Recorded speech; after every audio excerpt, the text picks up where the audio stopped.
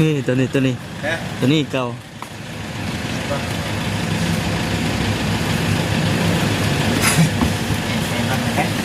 ฮะตัวซีก่อนแพงวะเจงามเนาะไปใช้บ้างเลย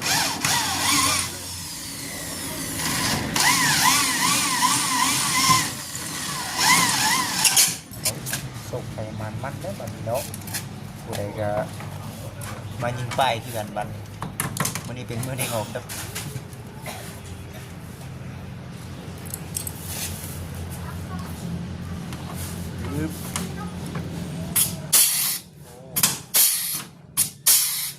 ของแท้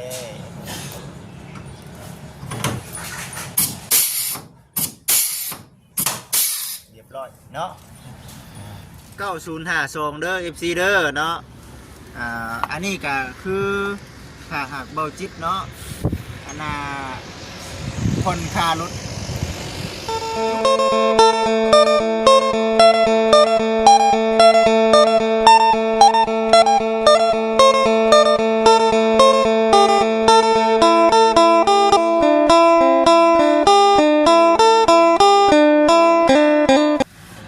พี่น้องเลยเนาะห้านขายรถใหญ่เบียโซประสานพี่น้องเลยเอาก่อนอื่นการทักทายสบายดี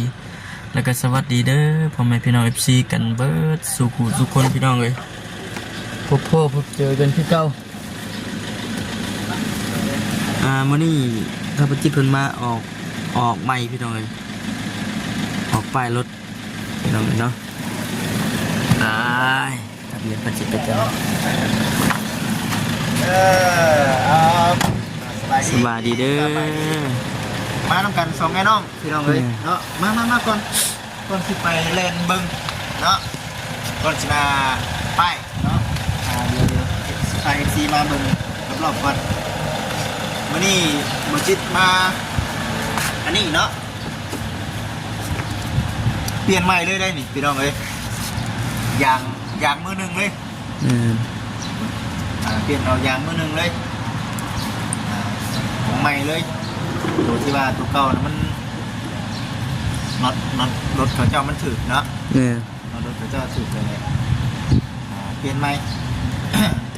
ตัวมือสองก็ไม่อยู่แต่มันหลอนไปเลยเนาะมือสองมันหลอนปีกับปีตั้มอยู่เลยนี่ปี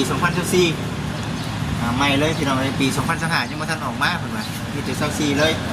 ลักษณะแบบเดียวกันเลยพี่น้องเนาะรูปลายมันเป็นแบบเดียวกันเลยส่วนยางตัวเก่าเอาเมื่อไว้ก่อนเมื่อไว้ปลูกผักเมื่อไว้ปลูกนั่นปลูกนี่จะปลูกยังได้จะปลูกยังได้เลยปลูกผักอย่างก็ได้เยอะเดี๋ยวนี่เขาเจ้าคัดเนาะเขาเจ้าแตงเอี่ยมพวกเก่าพวกเดิมต้องงานเนื้อตะบันยัง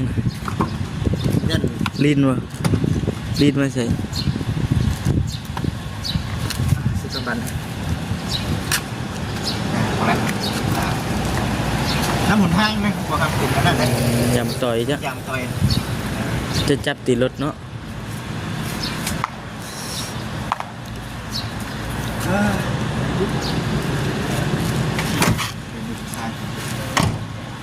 สารมันเนาะจะเกี่ยวมาหน่อยเอาเกลือมาเบิด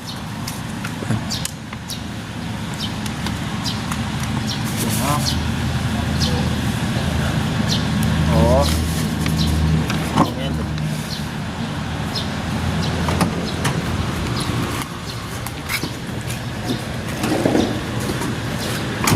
ปกติที่น้องเลยไปเนาะไปคือว่ามีอย่างเกิดขึ้นเลยเนาะนะ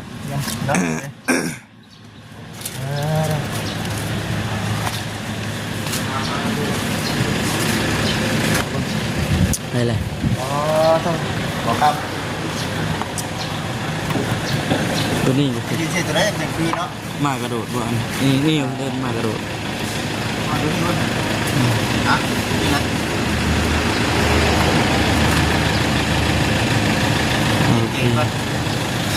ตัวนี้เก่า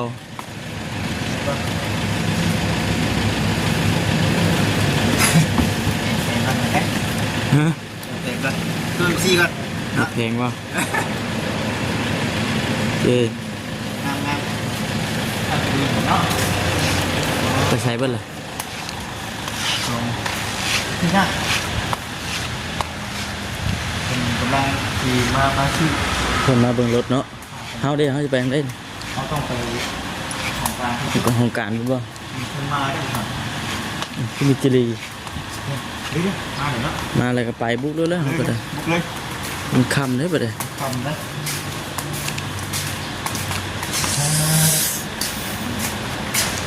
โชว์รูมรถ มีที่เอาป้ายมาเลยเหรอ ใช่แล้ว เนาะ นี่ปลาไว้นี่ก็ได้นี่ปลากัน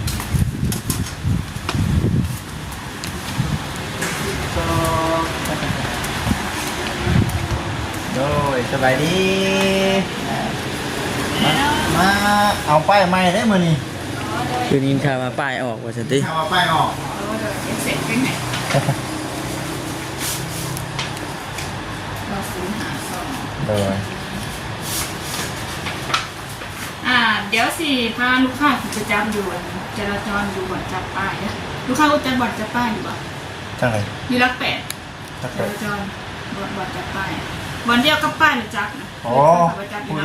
อยู่ โอ้ขั้นสั้นอันขออนุญาตอันมอบเงินขาจับป้ายให้ลูกค้าขับไปจับได้บอก โอ้แบบว่าให้เฮาไปเอาเองเลย โดย ฉันก็ได้คิดว่าอยู่นี่เด้บ่แม่น ที่ว่ายิงอยู่นี่ ต้ แล้ อ ว งไป นะ ขับไปยิงอยู่จราจร ต้องไปยิงอยู่พุ่น แต่ว่าเรื่องป้ายตัวเก่านี่ฮะ ป้ายแมนเพิ่นจะเอาออกทุกคนเลย อ๋อ แต่ว่าอยู่ในรถนอกผ่านเนาะ ป้ายแม่น พี่แต่ป้ายฮอดจราจรแหละเพิ่นสิมางป้ายตัวเก่าหันออกแล้วเพิ่นจะจับป้ายใหม่เลย น้อย นี่ฮะสิมอบเงินขายจับป้ายให้ บนเขาเจ้าทำบัตรนั่นเนาะ แน่ๆ บนประเทศบัตรสปอร์ตยังบัตรประชาชนเนาะอ่า ฉันว่าฉันเนาะอยู่ร้าน บ่ว่าเจ้าป้ายจะอยู่ในอยู่บ่อนนั้นเจ้าหน้าที่จราจรหมดเลยมีแต่ให้เขามาเอาเงินเนี่ยขาจับป้าย โอ้ ขอขาจับป้ายทางห้ามจ่ายให้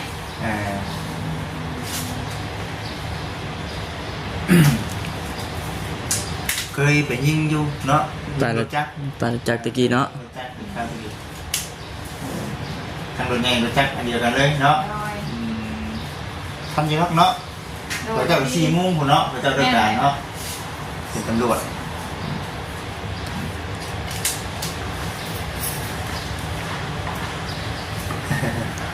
สบายดีเด้อ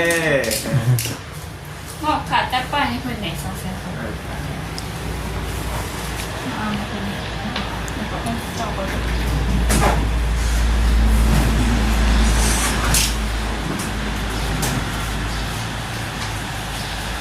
ก็นี่ขาจับป้ายเด้อ ป้ายเนาะ 160เลยพี่จะให้ทางซัมมี่เด้อ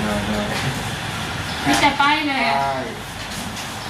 ป้ายเลยเขาเนี่ยนำให้ลูกค้าเอาตัวนี้แจ้งคนเด้อเอาเอกสารตัวนี้แจ้งคนว่าคนมาจับป้ายปกติทางจราจรเพิ่นจะบ่ให้จับเนาะตัวที่มันเป็นน่ะตัวของก๊อปตัวก๊อปนี่เพราะว่าลูกค้าเขาเป็นแน่นมันจะได้ตัวก๊อปอยู่แล้ว มีแต่แจ้งว่ารถข่อยเป็นรถห้างซื้อออกจากห้างขายรถใหญ่เยโซแล้วเพิ่นจะนำไปมาให้ โอ้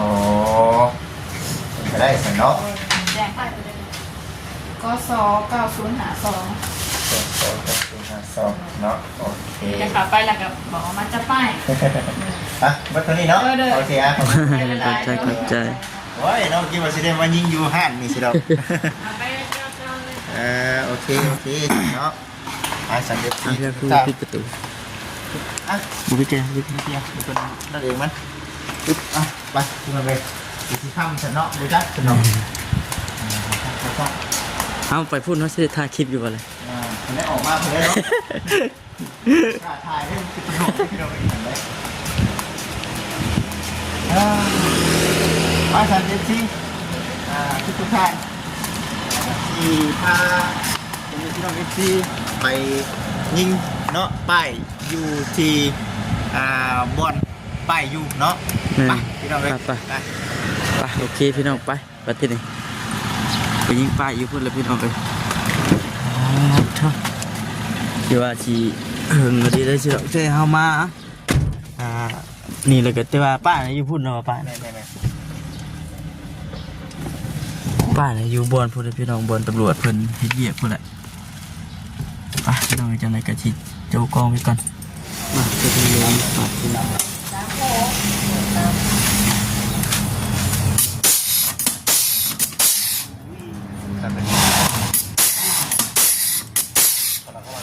เนาะโอเค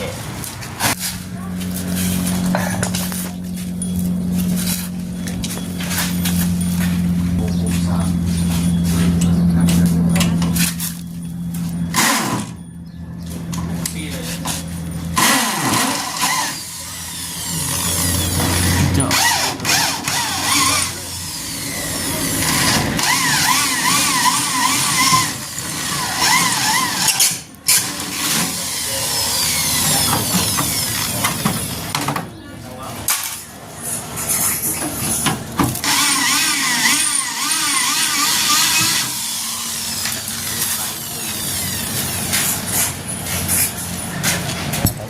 ส่งไปมันได้แบบนี้เนาะผู้ใดก็มายิงไปคือกันวันนี้เป็นมื้อได้ออกครับ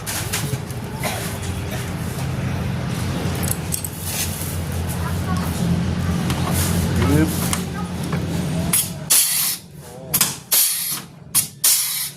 ของแท้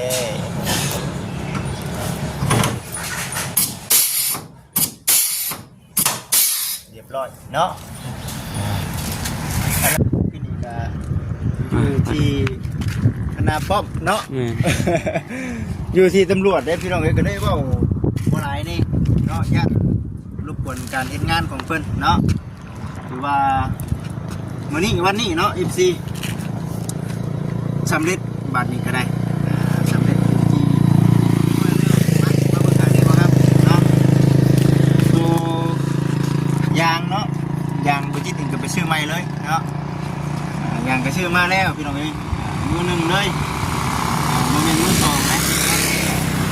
รถ3 ล้อของมันน่ะเป็นมือสองเนาะตัวนี้อยู่ทางลาดก็เจ้าบ่มีมือสองนะก็มีจนเหี่ยนจนกิ๊ดเบิดน่ะนะก็เลยซื้อเป็นมือหนึ่งเอาก็เป็นเงินของอนาผู้คนอันนี้เนาะผู้ที่ว่าเพิ่นชนนั่นแหละพี่น้องเอ้ยเพิ่นชนเดียวเพิ่นแซงเดียวอันนั่นแหละFC เพิ่นก็คอมเมนต์กันเข้ามาหลายเนาะว่าเป็นจังได๋บ่จิตเนาะตกลงกันแนวใดบ่ซั่นน่ะนะก็คือว่าเนาะบ่จิตเองก็เคยได้ถ่ายคลิปให้กับ FC ได้เบิ่งได้ชมได้ล่ะแต่ว่าบางท่านเพิ่นก็บ่จักว่าตกลงกันแนวใดคืออันน่ะทั้งบ่จิตเองเนาะบ่ได้อันน่ะเรียกร้องค่าเสียเวลาค่าขวัญค่าหยังบ่จิตบ่ได้ห้องน้ำเพิ่นเนาะมีแต่ว่าให้เพิ่นจ่ายค่ารถให้เพราะคันว่าสิเว้าในเรื่องว่าค่าหักค่าขอโทษขออภัย FC ได้หลายเหมือนกันก็มี FC เพิ่นคอมเมนต์กันเข้ามาอยู่ว่าให้เอาค่าเสียเวลาแล้วก็ค่าทำขวัญนำเด้อบ่จิตเด้อว่าซั่นน่ะนะก็เลยว่าบ่ได้เอานำเพิ่นพี่น้องก็มีแต่ให้เพิ่นเสียค่าติดหนี้เบิดเลยทั้งหมดทั้งมวล 28,000 เด้อพี่น้อง 28,000 เนาะมื้อนี้ก็เลยไปซื้อยางรถแล้วก็มาบอกตัวเด็ดให้กับ FC บาทนี้ก็ได้ เป็นเลขป้ายทะเบียนใหม่18 ล้านสิเป็นของไผอีกเด้เนาะ18 ล้านสิเป็นของไผเด้เอา FC 9052บาทนี้9052เด้อ FC เด้อเนาะอันนี้ก็คือถ้าหากเบาจิตเนาะอันน่ะคนค่ารถจุ๊บเนาะก็จะเป็นชื่อของเบาจิตเลยคือปัจจุบันนี้ยังเป็นชื่อของไฟแนนซ์อยู่เด้อพี่น้องเด้อก็สิพยายามเนาะให้รถคันนี้เป็นของเบาจิตให้ได้ก็ภาวนาบ่ให้มันเกิดเรื่องแบบนี้เกิดขึ้นวิดเคราะห์วิดเข็นนั่นล่ะบัดนี้ถ้าหากว่ามันเกิดขึ้นแล้วจักกันใดเสียเงินค่าผ่อนน้ำแน่ได้เอาไปมาว่าบ่ช่างได้บัดสมแปลงแน่เนาะอันนี้บัดเพิ่นเป็นคนเสียหายให้เฮาเนาะแต่ก็ภายในก็บ่ดีคือกันนั่นแหละพี่น้องแต่ว่าจึงว่าบ่อยากให้มันเกิดนะก็เลยว่าวิดโควิดเข็นไปพี่น้องถือว่าโอเคมาเบิ่งครั้งนี้บัดนี้บ่ครับร้านดังเนาะนี่ก็นี่ดิเนียบเนาะบ่ครับ คือมันยังเกิด คือ ขึ้น บ่ ไหม มีหยังเกิดขึ้นอยู่แล้วนี่สวยงามเนาะเริ่มคือเก่าเคยพี่น้องเลยจากแม่เป็นเบิ่งพ่อกับแม่เป็นยางเก่าสมัยน้องที่เป็นป้ายทะเบียน9052 กสเนาะกส9052พี่น้อง14เอ้ยเนาะถือว่าเบิดแล้วบัดนี้ก็ได้สาธุเนาะขออย่าให้มันเกิดเรื่องแบบนี้เกิดขึ้น เนี่ย มีแต่มืออื่นเนาะบ่จิตเองก็สิผูกแขนเนาะผูกแขนเล็กๆน้อยๆนี่แหละพี่น้องเอ้ยเนาะเฮ็ดแล้วก็ให้มันสบายใจมีแต่มื้อเช้าบ่จิตสิไปสวนควันเนาะสวนควันมีบ่อนมันเกิดขึ้นไปสวนแต่เช้าสวนแบบใดบ่จิตบ่ได้ให้เนาะเดี๋ยวเรารุ่นเราซุ่มไปนํกันว่าบ่จิตสิเฮ็ดหยังเฮ็ดแนวใดนะพี่น้องเอ้ยตรงนี้ปัจจุบันนี้ก็สิประมาณนี้แหละเนาะแต่ว่าเดี๋ยวสิได้กลับขึ้นไปบ้านขึ้นไปบ้านเมื่อรับพ่อเฒ่าแม่เฒ่ามาผูกแขนนะอันนี้ก็เนาะคักดีบ่ครับเอ้ยคักบัดนี้แน่นเนาะบัดนี้แน่นว่าแน่นกว่าเก่าอยู่พี่น้องเอ้ยครับคือสี่ประมาณนี้แหละ แม่ เราคิดว่าจะคือสิได้ตัวทุกๆก้อนพี่น้องเอ้ย ไปสักพี่น้องเนาะจังไรกาจีจบคลิปลาพี่แล้วน้องไปก่อนวันที่นี้จังไรก็ขอบคุณหลายๆนะพี่น้องนะFC กันเบิดสุขุทุกคนเนาะไปพี่น้องจังไรก็คือว่าในนั่นแหละวิทย์เคาะวิทย์เขียนนั่นแหละบัดนี้แนวใดมันบ่ดีแนวใดมันเลวร้ายก็อย่ามาใกล้มาทัดบัดนี้ให้มีแต่แนวดีๆงามๆเนาะพี่น้องเนาะเรื่องอุบัติเหตุกับบ่มีภัยอยากให้มันเกิดขึ้นกับภัยดอกพี่น้องเนาะไปพี่น้องเอ้ยสบายดี